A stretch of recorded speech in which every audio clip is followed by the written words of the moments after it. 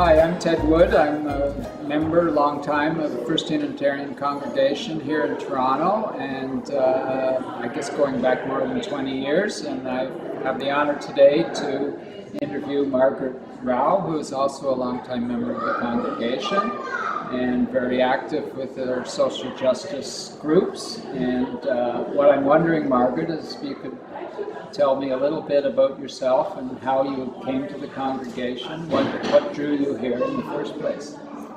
Okay, specifically what drew me here was the music. I was at my local public library and I read about some of the programs being offered at Toronto First and decided I wanted to sing in a choir again. And so I joined the choir. Soon after there was a dance choir, but I realized an important part of the whole religious affiliation was the social justice aspect as well. So music and social action. Music drew me here, social action kept me here. And you're very involved with Canadian Unitarians for Social Justice, and I think you are still on their board as well, is that correct? Yes, I've been a member of CUSJ for almost as long as I've been a member of this congregation, and I have been the vice president for the last half dozen years or so. I lose track of time. Yes. Yes. And how are you involved there, and what are your interests? Well, sitting on the board, we determine each year what our focus will be.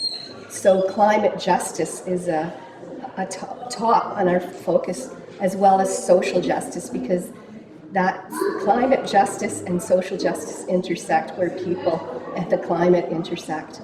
And I'm also interested in the economics. So as you know, Canadian Unitarian Council has monitoring groups.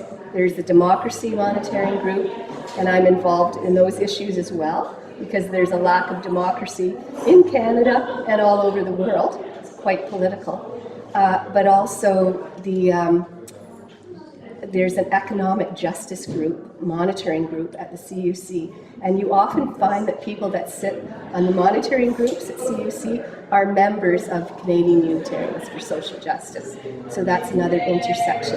And we do get to meet one another once a year at our annual meetings.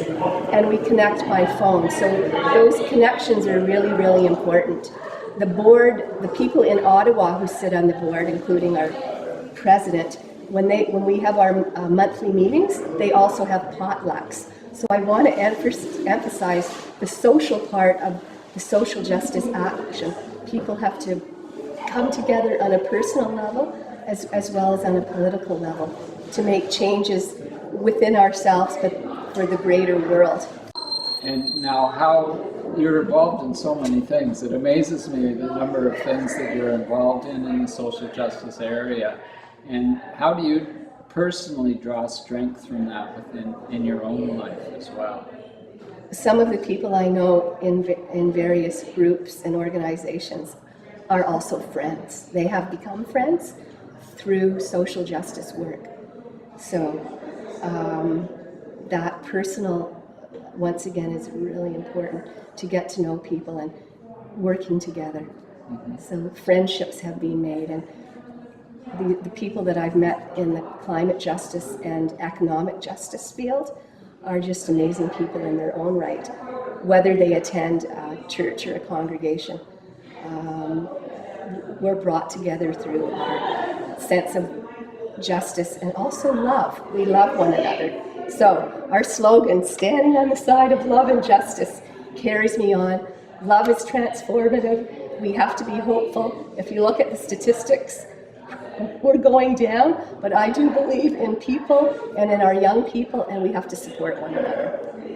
Well, thank you, Margaret. This has been very interesting. I've known you a long time, but I'm learning even more about the many things that I know you do here. So thank you for sitting down with me today to let us know more about who you are.